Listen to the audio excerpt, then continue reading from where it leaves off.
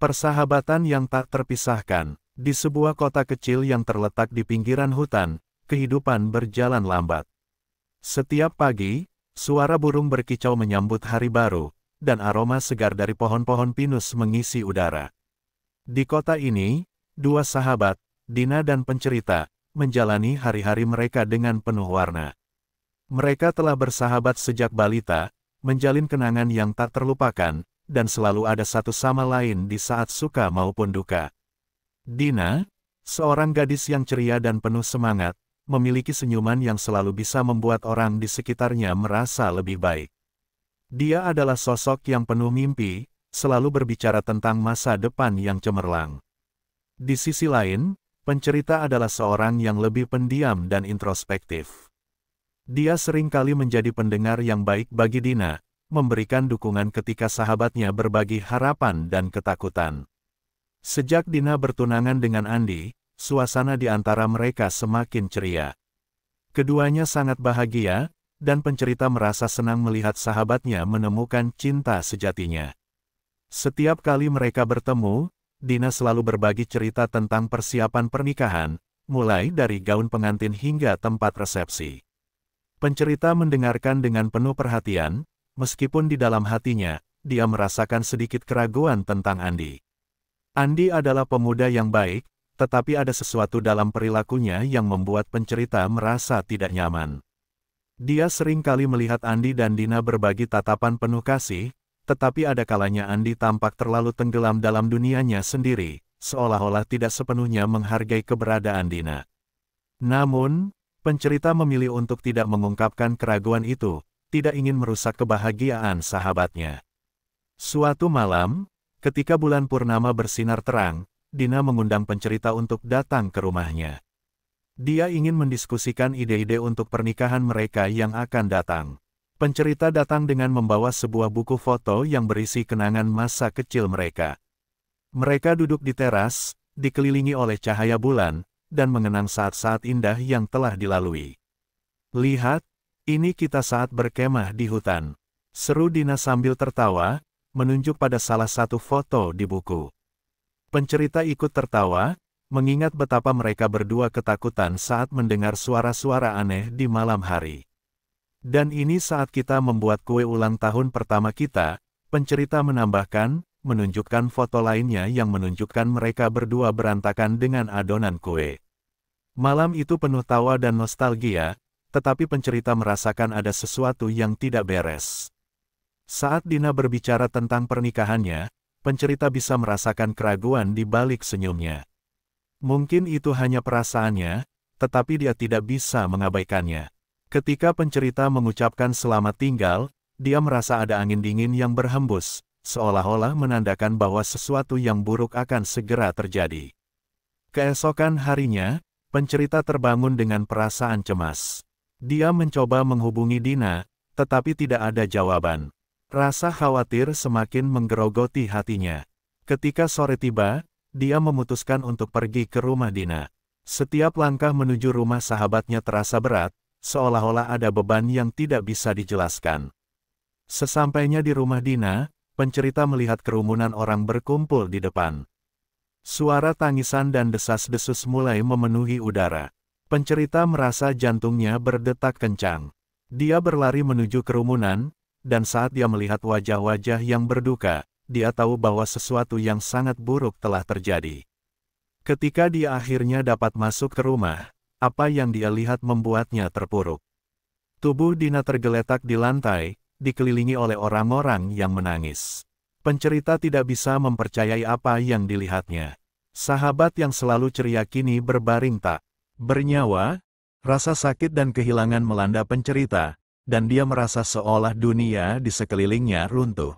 Dalam kesedihan yang mendalam, pencerita berusaha memahami apa yang telah terjadi, mengapa Dina melakukan hal ini, apa yang membuatnya merasa putus asa.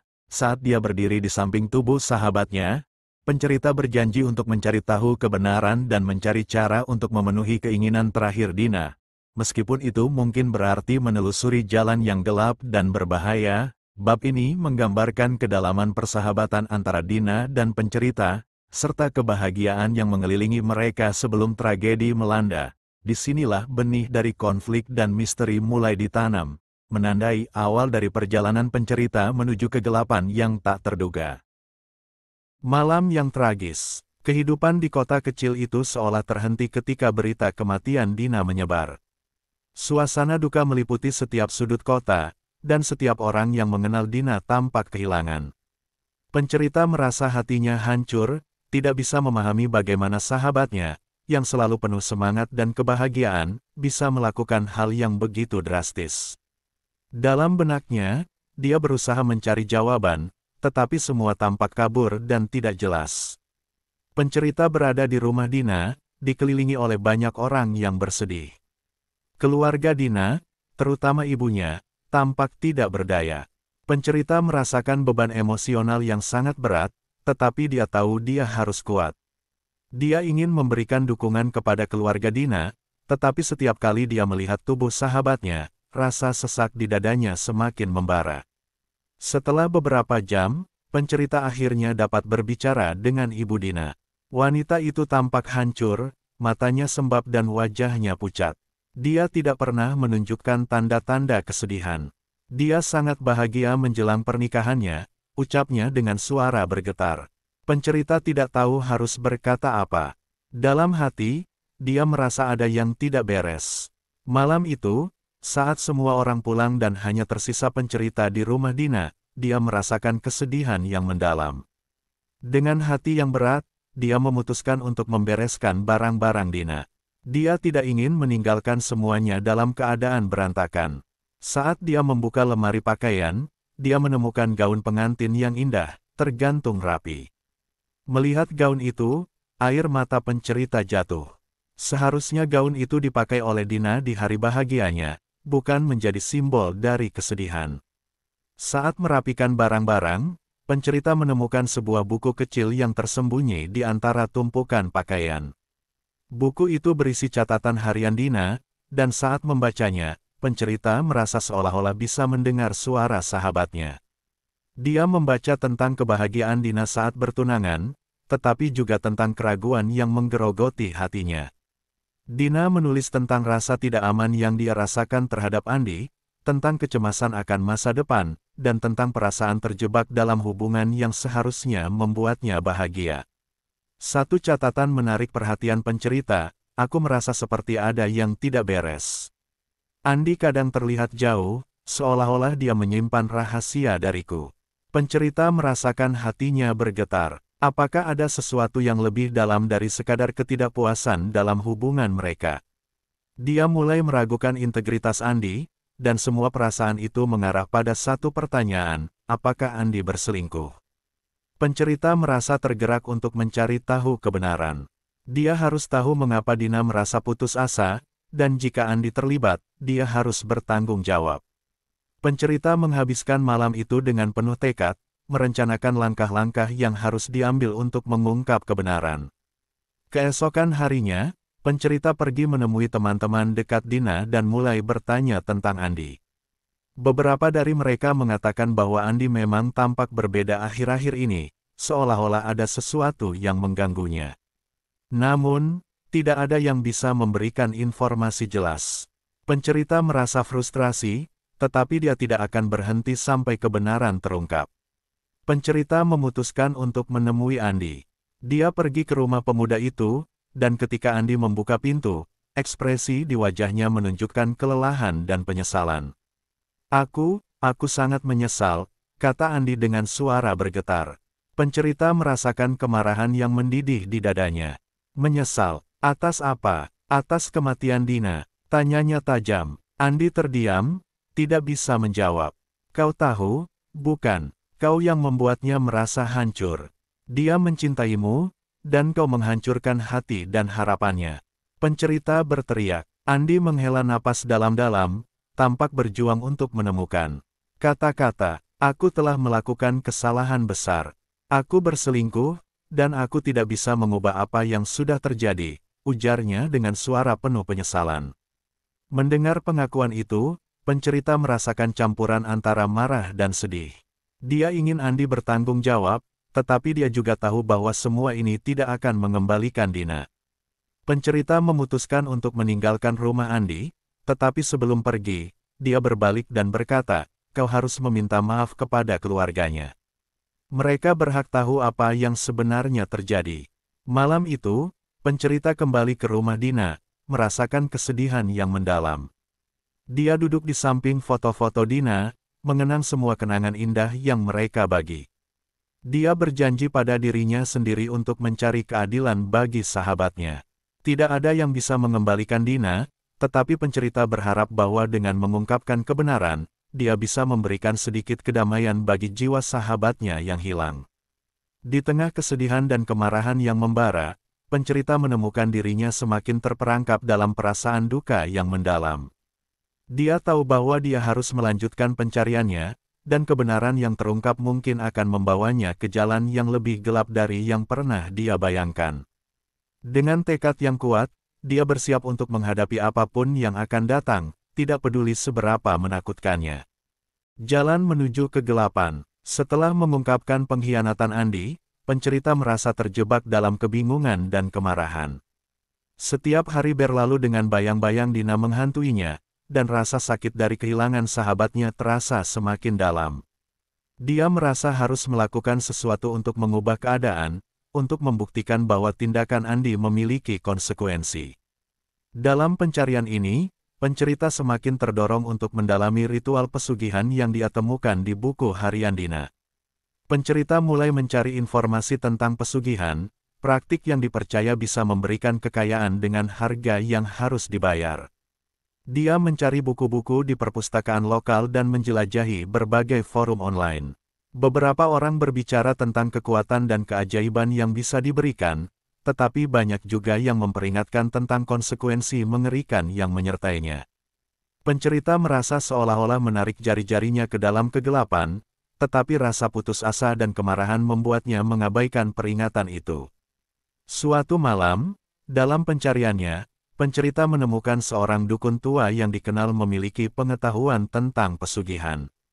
Dukun itu tinggal di pinggiran kota, di sebuah rumah kecil yang dikelilingi oleh tanaman dan simbol-simbol mistis.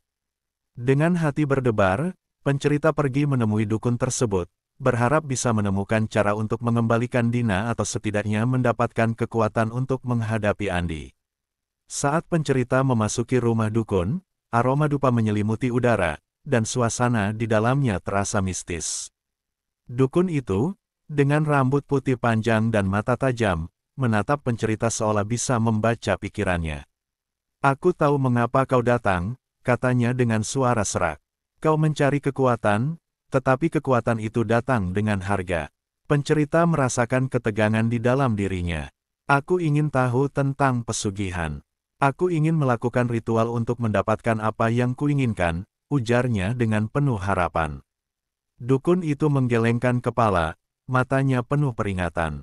"Pesugihan bukanlah permainan. Setiap tindakan memiliki konsekuensi, dan tidak semua yang kau inginkan bisa kau dapatkan tanpa mengorbankan sesuatu yang berharga." Meskipun peringatan itu mengguncang pencerita, rasa sakit dan kemarahan membuatnya tetap bersikeras. Dukun itu akhirnya memberikan sebuah ritual yang bisa dilakukan pencerita untuk memanggil energi kekayaan. Namun, dia juga memperingatkan bahwa ritual itu bisa membuka pintu ke dunia gelap. "Kau harus siap menghadapi apa yang mungkin datang setelahnya," katanya. Pencerita pulang dengan perasaan campur aduk. Di satu sisi, dia merasa bersemangat karena memiliki cara untuk mendapatkan apa yang diinginkannya. Di sisi lain, dia juga merasa takut akan konsekuensi yang mungkin muncul. Namun, ketidakpuasan dan kemarahan terhadap Andi dan dunia yang telah mengambil Dina darinya mengalahkan semua keraguannya. Malam itu, pencerita mempersiapkan ritual. Dia mengikuti instruksi dukun dengan seksama, menyiapkan altar kecil di dalam kamarnya dengan lilin, dupa, dan simbol-simbol yang dianggap memiliki kekuatan. Saat dia mulai melafalkan mantra, suasana di sekelilingnya berubah. Angin berhembus kencang, dan cahaya lilin bergetar seolah-olah ada kekuatan yang tidak terlihat merespons panggilan pencerita. Ketika ritual mencapai puncaknya, pencerita merasakan energi yang luar biasa mengalir ke sekujur tubuhnya. Dia merasa seolah-olah terhubung dengan sesuatu yang lebih besar dari dirinya sendiri, sebuah kekuatan yang memberinya rasa percaya diri dan harapan. Namun, saat itu juga, dia merasakan bayangan gelap menyelimuti pikirannya. Suara bisikan samar mengingatkannya akan peringatan dukun, tetapi pencerita mengabaikannya, terbuai oleh rasa euforia. Setelah ritual selesai, pencerita merasa lelah tetapi puas. Euforia itu tidak bertahan lama. Dalam beberapa hari berikutnya, dia mulai merasakan perubahan. Keberuntungan seakan berpihak padanya. Dia mendapatkan pekerjaan baru yang lebih baik, dan keuangannya mulai membaik. Namun, di balik keberuntungan itu, pencerita juga mulai mengalami mimpi buruk yang mengganggu tidurnya, selalu diisi dengan bayangan Dina dan suara-suara aneh yang memanggilnya. Setiap malam, mimpi buruk itu semakin intens. Pencerita melihat sosok Dina, tetapi dia tidak tampak seperti sosok yang dia kenal. Wajahnya terdistorsi, penuh kesedihan dan kemarahan. Pencerita terbangun dengan keringat dingin, merasakan tekanan di dadanya. Dia mulai merasa terasing dari dunia nyata, terjebak dalam kegelapan yang dibangkitkan oleh ritual pesugihan. Di siang hari, pencerita berusaha menjalani hidupnya seolah-olah semuanya baik-baik saja. Namun, saat malam tiba, ketakutan dan cemas menghantuinya. Dia merasakan kehadiran yang aneh, seolah-olah ada sesuatu yang mengawasinya. Setiap kali dia melihat bayangan di sudut ruangan, hatinya berdegup kencang, merasa seolah-olah dia sedang diawasi oleh sesuatu yang tidak bisa dijelaskan. Akhirnya, pencerita memutuskan untuk mencari dukun itu lagi, berharap bisa mendapatkan penjelasan tentang apa yang terjadi. Namun, ketika dia tiba di rumah dukun, dia mendapati rumah itu kosong dan terbengkalai. Tidak ada tanda-tanda kehidupan, hanya aura gelap yang menyelimuti tempat itu. Pencerita merasa ketakutan dan bingung. Apa yang telah dia lakukan? Apakah dia telah membuka pintu yang seharusnya tidak pernah dibuka? Dengan perasaan cemas dan bingung, pencerita pulang, merasakan beban kegelapan yang semakin berat di atas bahunya. Dia tahu bahwa dia harus menghadapi apapun yang telah dia bangkitkan, tetapi saat itu, dia tidak tahu betapa dalamnya kegelapan akan mengubah hidupnya. Setiap langkah yang dia ambil semakin membawanya ke dalam jurang, di mana tak ada jalan kembali. Konsekuensi dari pilihan, sejak melakukan ritual pesugihan, pencerita merasakan pergeseran besar dalam hidupnya. Keberuntungan tampak berpihak padanya, dia mendapatkan pekerjaan yang lebih baik, rekan-rekan kerjanya mulai menghormatinya, dan keuangannya membaik dengan cepat. Namun, di balik tirai keberuntungan itu, ada bayangan gelap yang terus mengintai, mengingatkan pencerita bahwa segala sesuatu tidaklah seperti yang tampak. Setiap malam, pencerita terbangun dari mimpi buruk yang semakin menjadi-jadi. Dalam mimpinya, dia selalu melihat sosok Dina, tetapi wajahnya tidak lagi ceria. Dia tampak marah dan penuh kesedihan, seolah-olah menuntut penjelasan. Pencerita merasa terjebak di antara dunia nyata dan mimpi, tidak bisa membedakan mana yang sebenarnya dan mana yang hanya ilusi. Rasa bersalah mulai menggerogoti hatinya, tetapi dia berusaha untuk tetap fokus pada keberuntungan yang dia dapatkan. Suatu hari, saat di tempat kerja, pencerita bertemu dengan Andi secara kebetulan. Andi tampak lelah dan hancur. "Aku sudah mencoba untuk menghubungimu," kata Andi, suaranya penuh penyesalan. Pencerita merasa kemarahan dan kebencian bangkit kembali dalam dirinya. "Apa yang kau inginkan? Kau sudah menghancurkan hidup Dina," teriaknya. Andi terlihat putus asa. "Aku tahu aku bersalah. Aku tidak bisa mengubahnya. Tetapi aku ingin meminta maaf kepada keluarganya. Aku harus bertanggung jawab," ujarnya. Pencerita merasa bingung. Di satu sisi, dia ingin Andi merasakan sakit yang sama yang dia rasakan, tetapi di sisi lain, dia tahu bahwa memberi Andi kesempatan untuk meminta maaf mungkin bisa memberikan sedikit kedamaian bagi keluarga Dina. Setelah perdebatan batin yang panjang, pencerita akhirnya setuju untuk menemani Andi bertemu keluarga Dina. Mereka pergi ke rumah Dina, di mana suasana duka masih menyelimuti keluarga.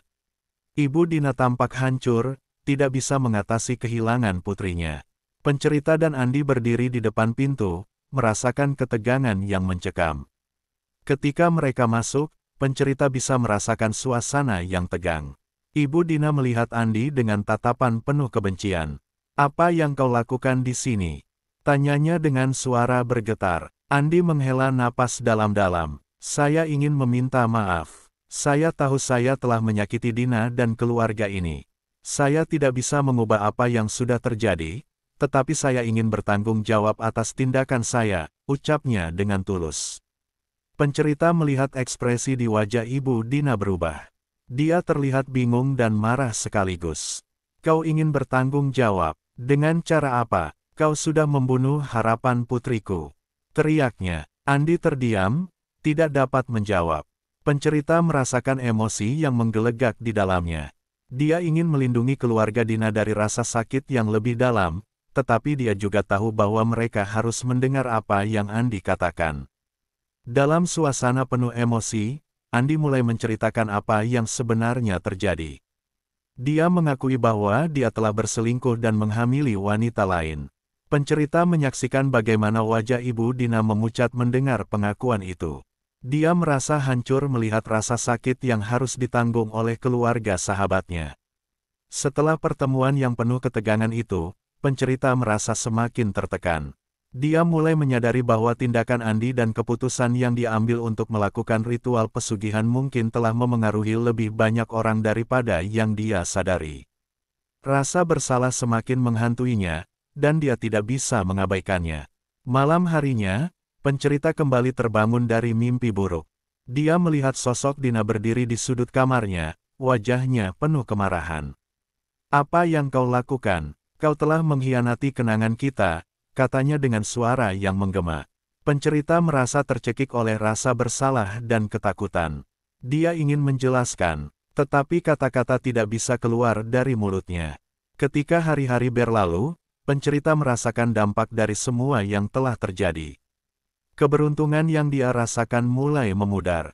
Dia kehilangan pekerjaan yang baru didapatnya, dan hubungan dengan teman-teman serta keluarganya mulai memburuk. Dia merasa terasing, seolah-olah kegelapan yang dia panggil melalui ritual pesugihan telah menyelimuti hidupnya. Suatu malam, pencerita memutuskan untuk kembali ke tempat dukun yang memberinya ritual. Dia merasa perlu mencari jawaban dan mungkin cara untuk mengakhiri semua ini. Saat dia tiba di rumah dukun, dia menemukan tempat itu kosong, seolah-olah dukun itu tidak pernah ada. Dengan rasa putus asa, pencerita mulai merasakan tekanan di dadanya. Dia tahu bahwa dia harus menghadapi konsekuensi dari pilihannya.